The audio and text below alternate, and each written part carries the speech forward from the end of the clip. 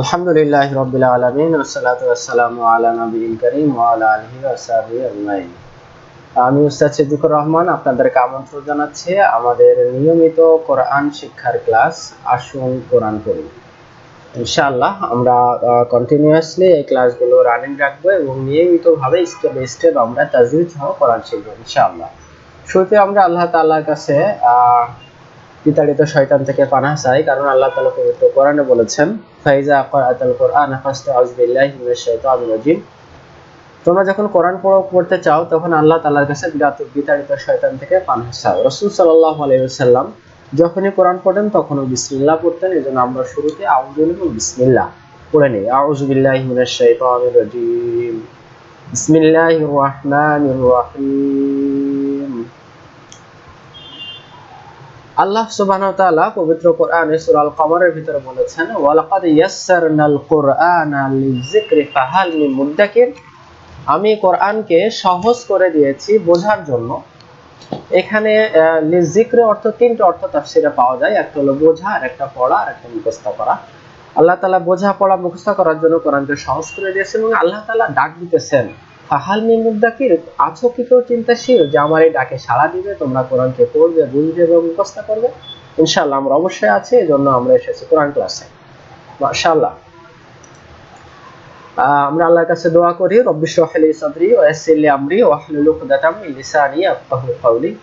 আমার সাথে বলেন, হে আমার পালনকর্তা, আমার বক্ষকে প্রশস্ত করে দিন, আমার কাজকে আমার জন্য সহজ করে দিন, আমার জিহ্বার জড়তা দূর করে দিন যাতে তারা আমার কথা বুঝতে পারে। হে আমার রব, আমার জ্ঞান শক্তিকে বাড়িয়ে দিন। শুরুতেই কোরআন পড়তে হলে আমাদেরকে জানতে হবে যে কোরআন যেহেতু আরবি ভাষায় নাযিল হয়েছে, সুতরাং আরবি একটা ভাষা, সেই ভাষার কিছু অক্ষর বা বর্ণ বা লেটার্স আছে, সেগুলো আমাদেরকে আগে জানতে হবে। অন্যান্য ভাষার মতোই কোরআনেও কোরআনের পড়ার জন্য আরবি ভাষার ভিতরে আমরা 29টি হরফ পাবো সাধারণত। যেমন বাংলাতে 49 বা 50টি অক্ষর আছে, ইংরেজিতে যেমন 28 নির্দিষ্ট লেটার্স আছে। তো আরবিতেও এই লেটার্স বা অক্ষরগুলোকে বা বর্ণগুলোকে বলা হয় হরফ। এই 29টা হরফ আছে এবং হরফগুলো উচ্চারণের জন্য বিভিন্ন জায়গা আছে যাকে মাখরাজ বলা হয়। পরবর্তীতে আমরা দেখব ইনশাআল্লাহ। অনেকে হয়তো আমরা এগুলো সবই আমরা চিনি বা আমরা অনেকে আগের থেকে চিনি। যেমন হরফগুলোর নাম হলো আলিফ, বা, তা, তা, জিম ইত্যাদি ইয়া পর্যন্ত। মাশাআল্লাহ। তো এবং এই অক্ষরগুলো পড়ার জন্য কিছু সাইন বা কিছু আকার একার, বাংলায় যেটা আমরা সহজে বুঝি, তবে আরবিতে কিছু হারাকাত বা চিহ্ন আছে যেগুলোর এক একটা নাম আছে। আমরা অনেকে জানি হয়তো জবর, জের, পেশ, খাড়া জবর, খাড়া জের, উল্টা পেশ। তো এগুলোর আরবিতে আবার নাম আছে, যেমন ফাতাহা, কাসরা, দম্মা ইত্যাদি। এগুলো আমরা দেখবো ইনশাআল্লাহ। তো আমরা যদি মোটামুটি এই 29টা হরফ এবং এই সাইন বা চিহ্নগুলো ব্যবহার বিধি জানি, তাহলে আমরা পবিত্র কোরআনকে শুদ্ধরূপে পড়তে পারবো ইনশাআল্লাহ। তো মাশাআল্লাহ, আমরা 29টি হরফের ভিতর থেকে আজকে শিখবো মাত্র 4টা হরফ। মনে রাখবো, আমরা যে কোরআনের ক্লাসে আসছি এটা একটু ব্যতিক্রমধর্মী ক্লাস হবে, কারণ আমরা সাধারণত আলিফ, বা, তা, আসা এইভাবে কোরআনের হরফগুলোকে শিখে থাকি অন্যান্য মক্তবে বা অন্যান্য প্রতিষ্ঠানে, অন্যান্য জায়গায়। তো আমরা একটু ব্যতিক্রম শিখবো। সেটা কি? আমরা শিখবো উচ্চারণ বেস।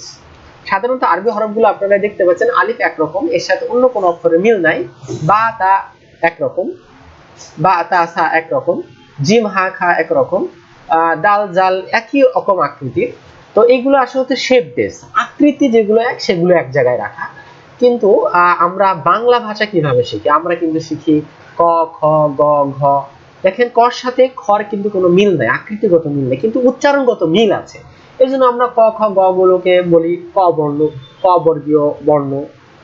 এরপরে ট, ঠ, ড, ঢ একই রকম আকৃতি, একই জায়গা থেকে হয়, এগুলোকে বলে আমরা ট বর্গীয় বর্ণ। তদ্রূপ যারা আরব তাদের জন্য কিন্তু এটা সহজ, আলিফ, বা, তা, সা। কিন্তু আমরা যারা আজমি অর্থাৎ নন আরব, আমরা কিন্তু সাধারণত উচ্চারণ বেশ শিখে অভ্যস্ত, ক, খ, গ, ঘ। ঠিক আমরা মাতৃভাষায় উজ্জীবিত হয়ে আমরা আরবিকেও মাতৃভাষার সিস্টেমে একটু সাজিয়ে নিব। যেমন আমরা যদি শুরুতেই ঠোঁট থেকে যেগুলো উচ্চারণ হয়, যেমন 4টে হরফ উচ্চারিত হয়, 4টে অক্ষর, একটা হলো বা, আরেকটা ফা, আরেকটা মিম, আরেকটা ওয়া। উচ্চারণের সাহায্যের জন্য আমরা শিখবো আগে মা শিখবো, তারপরে বা, তারপরে ওয়া, তারপরে ফা। কারণ আমরা জানি সর্বপ্রথম একটা বাচ্চা যখন পৃথিবীতে আসে প্রথম সহজ শব্দটা শিখে মা মা। তো আমরাও এরকম সহজ দিয়ে শুরু করব ইনশাআল্লাহ। মাশাআল্লাহ। তো শুরুতে যে অক্ষরটা আমরা শিখতে যাচ্ছি সে অক্ষর বা হরফের নাম হলো মিম। আমার সাথে বলেন, হরফের নাম কি? মিম। হরফের নাম কি? মিম। হ্যাঁ, আমি বিভিন্ন ভাবে উচ্চারণটা আপনাদের বোঝানোর চেষ্টা করছি, যেমন ইংরেজিতে দিয়েছি, বাংলাতে প্রত্যেকটা হরফ আপনারা এইভাবে পাবেন। তো আকৃতি মনে রাখার জন্য আমরা মনে রাখতে পারি মসজিদের মাইক। হ্যাঁ, মাইক অনেকটা দেখতে মিমের মতো। অথবা আপনি আরবি যদি একটা শব্দ শিখে ফেলেন, যেমন মিফতাহুন, চাবি, তো আপনি চাবির যেটা যদি খাড়া করে ধরেন তাহলে দেখবেন অনেকটা মিমের আকৃতি। সুতরাং মিফতাহ মিম অথবা মাইক মিম। মাশাআল্লাহ। হ্যাঁ, এখন আসেন আরবিতে যেমন অক্ষর আছে 29টা অক্ষর উচ্চারণের জন্য আবার নির্দিষ্ট কিছু জায়গা, স্পেসিফিক জায়গা আছে। যেমন আমরা আজকে যে মাখরাজটা শিখছি সেটা হলো ঠোঁটের মাখরাজ। ঠোঁট থেকে 4টা হরফ, তো ঠোঁটের এক এক জায়গা থেকে এক একটা হরফ উচ্চারিত হয়। তো মিম হরফটা উচ্চারিত হয় ঠোঁটের বাহির ভাগ যুক্ত করে, অর্থাৎ ঠোঁটের 2টা অংশ। একটা হলো সাধারণত ঠোঁটটা রাখলে ভিজা ভিজা লেগে থাকে, এটা হলো ভিতর বা ভিজা অংশ, আর একটা হলো বাইরের অংশ। তো বাইরের অংশ থেকে সাধারণত হয় মিম। সুন্দরভাবে আপনারা দেখতে পাচ্ছেন অবশ্যই স্ক্রিনে পিকচারে আপনারা দেখতে পাচ্ছেন। আমার সাথে বলেন মিম। মাশাআল্লাহ। তো আপনি এবং আমরা সবাই যখন আরবি শিখতে যাব, তো আমরা এই যে মেন যে আকৃতির মিম আমরা দেখতে পাচ্ছি, এটা কিন্তু আমরা কোরআনে সবসময় পাবো না। এই আকৃতি পাবো খুবই কম। আমরা পাবো সবকিছু সংক্ষিপ্ত রূপ। যেমন আপনি যদি একটা মানুষকে পুরো শরীরটা ঢেকে রাখেন, পুরো শরীরটা ঢেকে রাখার পরেও যদি তার মুখটা আপনি খুলে রাখেন, তাহলে কিন্তু আপনি মানুষকে চিনতে পারবেন। তদ্রূপ আরবি হরফ চেনার জন্য আপনার পুরো হরফ চেনার সাথে সাথে আপনি যদি মূল হরফের মুখটা শনাক্ত করতে পারেন, মূল অংশটা শনাক্ত করতে পারেন, তাহলে কিন্তু আপনি হরফটা চিনতে পারবেন। যেমন এটা হলো মূল আকৃতি। তো আপনি যাদের মাথাটুকু বা মুখটুকু শনাক্ত করে ফেলেন এবং পরের অংশটা দেখতে পাচ্ছেন অন্য কালার করা, এটা হলো কানেক্টর। হ্যাঁ, কানেক্টর, এখানে অন্য কোনো অক্ষর সংযুক্ত হবে। এটা হলো মিমের মূল আকৃতি বা পূর্ণ আকৃতি, এটা হলো তার সংক্ষিপ্ত আকৃতি। তো আমরা এখানে দেখি টোটাল মিম কোরআনে আমরা সর্বমোট 4টা আকৃতিতে পাইতে পারি। যেমন এটা হলো সম্পূর্ণ রূপ বা ফুল ফর্ম। তাহলে ইনিশিয়ালি যখন কোনো শব্দের শুরুতে মিম বসবে, তো মিমটা এইরকম আকৃতি পাবো। যখন মিমটা কোনো শব্দের মাঝখানে অর্থাৎ শুরুতে এবং শেষে উভয় দিকে অন্য শব্দ লাগানো থাকবে, তখন মিমটা আমরা এইভাবে পাবো। এবং সর্বশেষ অর্থাৎ তারপরেও এই শব্দের আর কোনো অক্ষর যদি না থাকে, সে অবস্থা আমরা মিমটাকে এভাবে পাবো। তো আমরা এই মিমের উচ্চারণটা শিখবো একবারেই, আমরা বানান না শিখে একবারে আমরা বানান সহ উচ্চারণ শিখবো। কি উচ্চারণ শিখবো? প্রথম যেমন আমরা বাংলাতে প্রথম আকার দিয়ে শিখি, তো আরবিতে ওই আকারের মতো একটা চিহ্ন আছে যাকে আরবিতে বলা হয় ফাতহা। ফাতহা বা আমরা সাধারণত জানি জবর। জবর এটা সাধারণত অধ্বনি বা আধ্বনি দেয়। জবরটা সাধারণত অধ্বনি বা আধ্বনি দেয়। মাশাআল্লাহ। তো আমরা একটু আমার সাথে উচ্চারণ বলেন, কিভাবে উচ্চারণ করবো আমরা। যেমন মিম জবর, হ্যাঁ, তো ফুল ফর্ম আমরা একটু আমার সাথে উচ্চারণ বলেন, মিম ফাতহা বা মিম জবর মা। মিম জবর মা, তাহলে কি উচ্চারণ? মা। বলেন কি উচ্চারণ? মা। মা মা। আমরা দেখলাম একই শব্দের ভিতরে এটা হলো লাস্ট শব্দ, এর আগে পরে কোনো অক্ষরের সাথে মিলে নাই। শুরুতে যেমন মা লিখি, এখানে আমরা মিম দেখতে পাচ্ছি শব্দের শুরুতে, নিশ্চয় আমরা চিনতে পারছি মিমটা। এবং এটা হলো শব্দের মাঝখানে, নিশ্চয় আমরা চিনতে পারছি মিমটা। এটা শব্দের শেষে, নিশ্চয় আমরা মিমটা চিনতে পারলাম। মাশাআল্লাহ। এখন এখানে আমি কয়েকটা আয়াত এনেছি, যেমন বিসমিল্লাহির রহমানির রহিম, মা আগনা আনহু মালুহু ওয়া মা কাসাবা ওয়া ইমরাআতুহু হাম্মালাতাল হাতাবি ফি জিদিহা হাবলুম মিন মাসাদ। আপনারা কি এখানে মিম দেখতে পাচ্ছেন? দেখেন তো এই লাইনে কোথায় মিম আছে?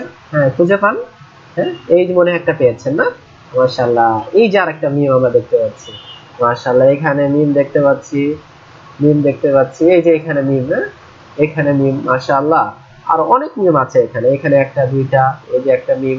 মাশাআল্লাহ, লাস্টে এই যে একটা মিম এবং এটা। আমরা দেখি তো পাইলাম কিনা মিম। মাশাআল্লাহ, মাশাআল্লাহ তাআলা। আমরা কয়টা মিম পাইলাম? প্রথম লাইনে 3টা মিম, দ্বিতীয় লাইনেও 3টা মিম, পরের লাইনে 2টা, আবার শেষ লাইনেও 2টা। মাশাআল্লাহ, ইতিমধ্যে আমরা মিম হরফ শিখে ফেলেছি, যার প্রথম উচ্চারণ হলো মা। মিম হরফের প্রথম উচ্চারণ কি? মা। মাশাআল্লাহ। আমাদের দ্বিতীয় হরফ হলো বা। হরফের নাম কি? বা। মনে রাখবেন, যখন হরফের নাম বলতে হবে তখন ম্যাক্সিমাম হরফগুলোই টেনে হবে। এবং কেন টেনে হবে এখানে দেখতে পাচ্ছেন আপনারা, যে মিম আলিফ জবর, আপনি যখন মিমটাকে বানান করে লিখবেন তখন এরকম হবে। তো এখানে লিখতে গেলে এটা টানের একটা নিয়ম চলে আসে, হ্যাঁ? তখন আমাকে বলতে হবে বা। যখন এটা হারাকা দিয়ে উচ্চারণ করব, প্রথম উচ্চারণ জবর দিয়ে, তখন কিন্তু আর এটা দীর্ঘ করা যাবে না। ওকে, তো আমরা মিমটা আকৃতিভাবে মনে রাখতে পারি। বোট, বোট ইংরেজিতে বোট মানে নৌকা। বোট বা, বোটটা অনেকটা বার মতো দেখতে, বোট বা, বোট বা। মাশাআল্লাহ। যেমন আর যদি আমরা উচ্চারণ করি তো আরবিতে আমরা একটা শব্দ শিখি বাইতুন, বাড়ি। বাইতুন বা, বাইতুন বা। মাশাআল্লাহ। তদ্রূপ বার মাখরাজ বা উচ্চারণের জায়গা হলো ঠোঁটের ভিতরের অংশ, ঠোঁটের যে ভিজা অংশ। সাধারণত ঠোঁট এক জায়গায় করে বলবেন বা, ঠোঁট এক জায়গায় করেন বা। মাশাআল্লাহ।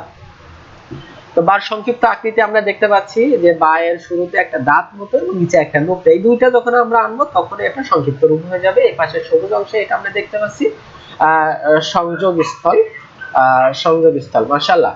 তো বায়েরও পবিত্র কোরআনে আমরা চারটা, বায়েরও পবিত্র কোরআনে আমরা চারটা রূপ পাবো। এটা হলো ফুল ফর্ম, এটা হলো ইনিশিয়াল বা প্রথম শব্দের শুরুতে, এটা হলো শব্দের মাঝখানে, এটা শব্দের শেষে। আমরা প্রথম ধ্বনি জবর দিয়ে বা ফাতহা দিয়ে আমরা উচ্চারণ করব। আমি আগে বলেছি জবর বা ফাতহা সাধারণত সব জায়গায় আ ধ্বনি হয়, মাঝে মাঝে এটা অধ্বনিও দেয়। সুতরাং আমরা বলি বা। মূল আকৃতি দেখতে পাচ্ছি আমরা বা, বা। যেমন আল বাবু, এখানে একক আকৃতি বা, হ্যাঁ, মূল আকৃতি। শুরুতে বা বলেন বা, বা। মিডিলে বা, শেষ অবস্থা বা। মাশাআল্লাহ। তাহলে আমরা বিসমিল্লাহর শুরুতে বা দেখতেছি, এটা শব্দের শুরুতে বা আসছে। না আবুদু, এখানে শব্দের মাঝখানে বা দেখতে পাচ্ছি, জাস্ট একটা দাঁত, দাঁত এবং নিচে একটা নোক্তা। ওই না, এর শেষে আমরা বা দেখতে পাচ্ছি, যার শেষে আর কোনো। সুতরাং মূলত মূল আকৃতি কিন্তু শেপ আমরা দুটো দেখছি, একটা হল ফুল আকৃতি আর শেষ আকৃতি অনেকটা একরকম, আর শুরুর আকৃতি আর মাঝের আকৃতি অনেকটা একরকম। মাশাআল্লাহ। আমরা দেখি বিসমিল্লাহর ভিতরে কোথায় কোথায় বা আছে বলেন তো? শুরুতেই বা আছে। মাশাআল্লাহ। দ্বিতীয় আয়াত তাব্বাত, তাব্বাতের মাঝখানে বা আছে। মাশাআল্লাহ। আবি বা আছে, লাহাব বা আছে, ওয়াতাব বা আছে। দেখি তো মিলাইতে পারলাম কিনা। মাশাআল্লাহ। আমরা দুই আয়াতে টোটাল, এখানে একটা কালার করা হয়নি, টোটাল 5টা বা আমরা পাইলাম। মাশাআল্লাহ। আমাদের তৃতীয় হরফ হলো ওয়াও। হরফের নাম কি? ওয়াও। টেনে বলতে হবে কিন্তু, হ্যাঁ, টেনে বলতে হবে। তো আমরা যদি খুব আশ্চর্যান্বিত হই, খুব মজা পাই, তখন আমরা কি বলি? ওয়াও। ঠিক সেম আমরা যখন এরকম একটা উচ্চারণ করব যে আমাদের ঠোঁটটা গোল হবে আর বলতে হবে কি? ওয়াও। অমনি ওয়াও এর উচ্চারণ হয়ে যাবে। আরবিতে যদি আমরা একটা শব্দ মনে রাখি, তাহলে আমরা মুখস্থ করতে পারি বা জেনে রাখতে পারি ওয়ারদাতুন। ওয়ারদাতুন, গোলাপ ফুলকে ওয়ারদাতুন বলা হয়। গোলাপ ফুলটা দেখেন গোল, মানে আপনার ঠোঁটটাকে গোল করতে হবে, বলতে হবে ওয়ারদাতুন। ওয়াও। মাশাআল্লাহ, মাশাআল্লাহ। ওয়াও এর মাখরাজটা খুবই সহজ, ঠোঁট থেকে একটু উচ্চারণ হয়, কিন্তু ঠোঁটটা গোল করতে হয়, বলতে হয় ওয়াও। ওকে। সুতরাং ওয়াও এর কোনো আমরা দেখতে পাচ্ছি যে ওয়াও এর কোনো সংক্ষিপ্ত রূপ নাই, যে এটাকে শুধু মাথা কাটা লাগে না, এটা সবসময় সে একক আকৃতি থাকে। তবে যখন সে ওয়াও কখনো পরে কানেকশন কাউকে দেয় না, কিন্তু সে কানেকশন দেয়, যখন কানেকশন দেয় তখন সে এভাবে কানেক্ট দেয় সে। ওকে।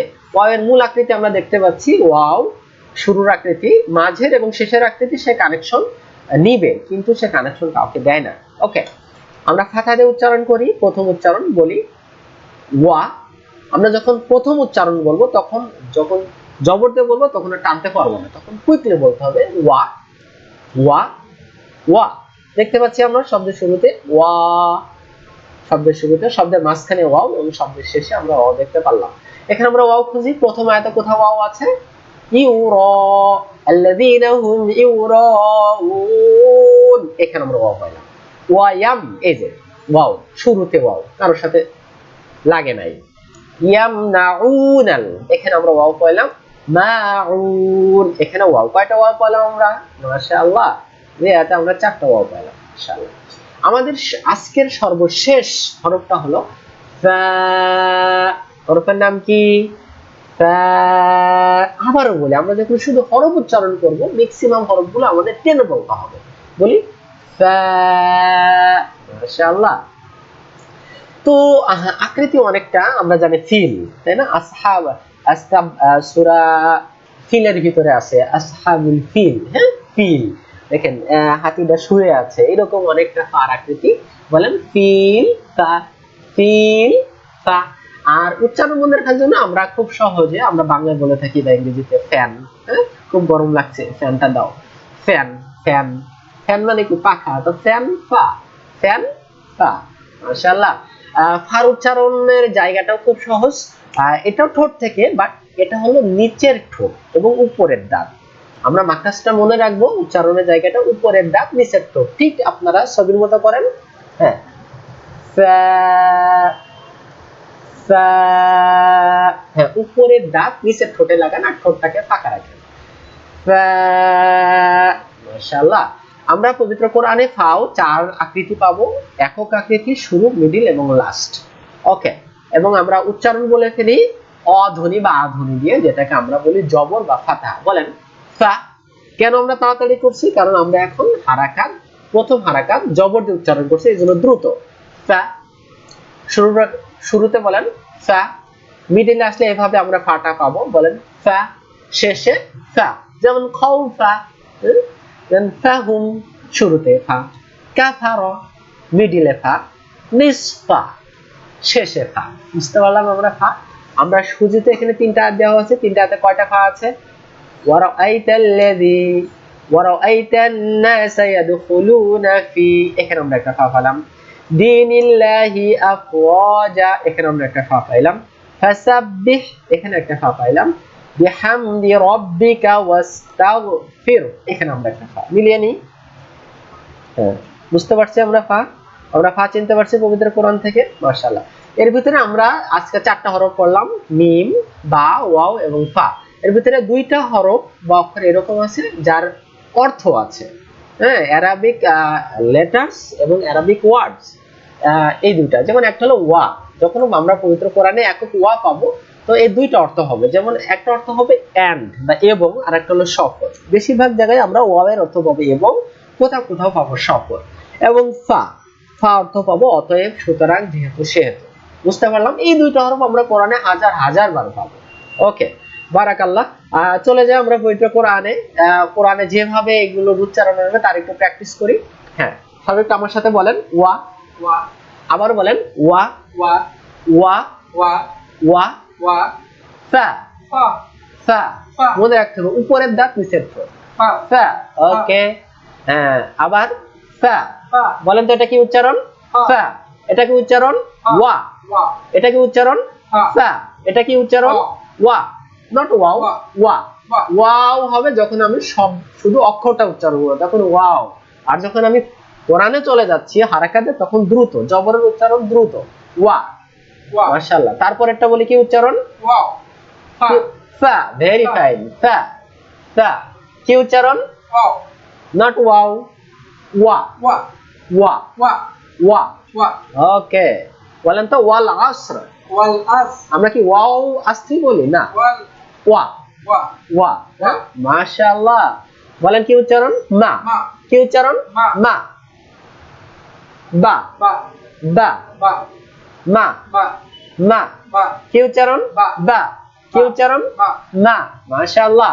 তো আমরা অক্ষর কবিতা আকারে আমরা এই 4টা আজকে পড়লাম, এই 4টা মনে রাখবো। সব আমার সাথে বলেন মা, বা, ওয়া, ফা। মা, বা, ওয়া, ফা। মা, বা, ওয়া, ফা। একসাথে, একসাথে। মা, বা, ওয়া, ফা। মা, বা, ওয়া, ফা। মা, বা, ওয়া, ফা। সুতরাং আজকের টোটাল পড়াটা আমরা এই একটা লাইনের ভিতরে যুক্ত থাকবো। ইনশাআল্লাহ আমরা উচ্চারণ শিখে যাব। কি বলবো? মা, বা, ওয়া, ফা। মা, বা, ওয়া, ফা। মা, বা, ওয়া, ফা। বারাকাল্লাহু ফিকুম। আমরা আজকের ক্লাস এখানে শেষ করছি। সবাই দোয়া করি। সুবহানাল্লাহি ওয়া বিহামদিহি সুবহানাকাল্লাহুম্মা ওয়া বিহামদিকা নাশহাদু আল্লা ইলাহা ইল্লা আনতা নাস্তাগফিরুকা ওয়া নাতুবু ইলাইক। আসসালামু আলাইকুম ওয়া রাহমাতুল্লাহি ওয়া বারাকাতুহু। দেখা হবে আগামী ক্লাসে।